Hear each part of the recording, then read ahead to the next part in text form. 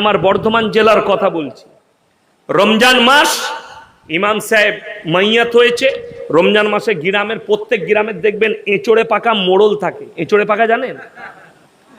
মানে এঁচড়ে পেকে গেলে মালটা খেতে খারাপ লাগে।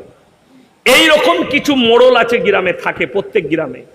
তো সে গাঁয়ের মোড়ল এলান করছে জানাজার নামাজের পরে, যতগুলো মেহমান এসছেন আপনারা, আপনাদের জন্য খানার ব্যবস্থা আছে, খানা খেয়ে যাবেন। ইমাম সাহেব মাইকটা কেড়ে নিয়ে বললে, রমজান মাসে খানার এলান করা হারাম। হয়ে গেল, মাটি হয়ে গেল, সব হয়ে গেল। রাতের বেলায় মসজিদ কমিটির মিটিং বসে গেল। ইমাম সাহেব বলেছে রমজান মাসে খানা এলান করা হারাম। সকাল বেলায় ইমামের চাকরি চলে গেছে।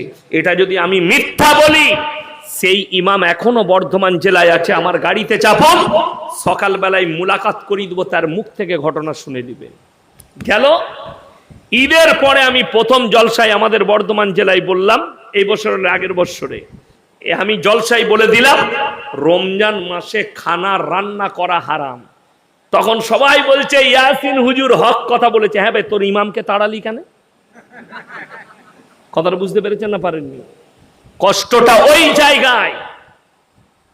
কড়া কথা বললে মানুষের গায়ে লাগে, আজকে বড় কষ্ট লাগে। ঈদের দিনে, ঈদ উপলক্ষে ফাংশন, ঈদ উপলক্ষে বুগি বুগি ড্যান্স, ঈদ উপলক্ষে ড্যান্স হাঙ্গামা। ঈদের চাঁদ উঠেছে। পশ্চিম বাংলার বহু গ্রামের হারামখোর মুসলিম যুবকরা 24 ঘন্টা ডিজে বাজিয়েছে সারা রাত। ঠিক বললাম না ভুল বললাম? এরপরে আপনি, আপনার গ্রামে একটা অমুসলিম ভাই বাস করে, সে যদি তার ধর্ম পালন করে, তাকে তুমি কেমন করে গালি দাও? তোমার লজ্জা করে না? তুমি তোমার সন্তানকে গালি দিতে পারো না?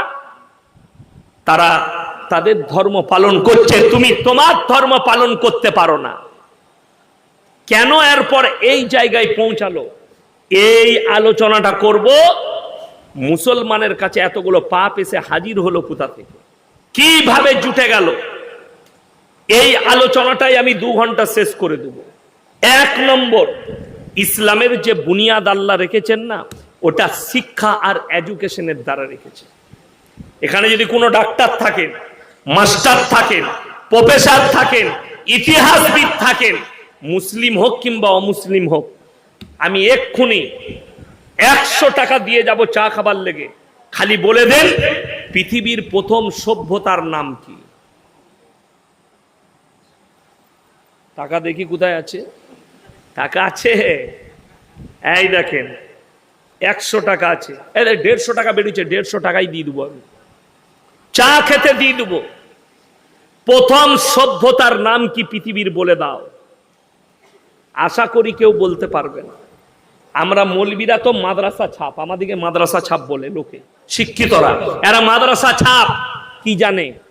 শুনে নাও, পৃথিবীর ইতিহাস তুলে দেখে নাও। পৃথিবীর প্রথম সভ্যতার নাম হচ্ছে মিশরের মুসলিম সভ্যতা। জোরে বলুন সুবহানাল্লাহ। মিশরের প্রথম সভ্যতা পৃথিবীর, তার নাম হচ্ছে মিশরের মুসলিম সভ্যতা। কেন আপনার জানা নাই? কোরআন তুলেন 1400 বছর আগে আল্লাহ, কোরআনটা আপনি যদি বাড়ির কোরআনটা খুলেন, প্রথমেই সূরা পাবেন সূরা ফাতিহা, ঠিক কিনা? তারপরে পাবেন সূরা বাকারা, তারপরে পাবেন আপনার সূরা আল ইমরান, তারপরে পাবেন সূরা নিসা। কিন্তু আপনার জানা আছে এই কোরআনটা একত্রিত ছিল না নবীজি সাল্লাল্লাহু আলাইহি সাল্লামের জামানায়। একত্রিত কে করেছেন?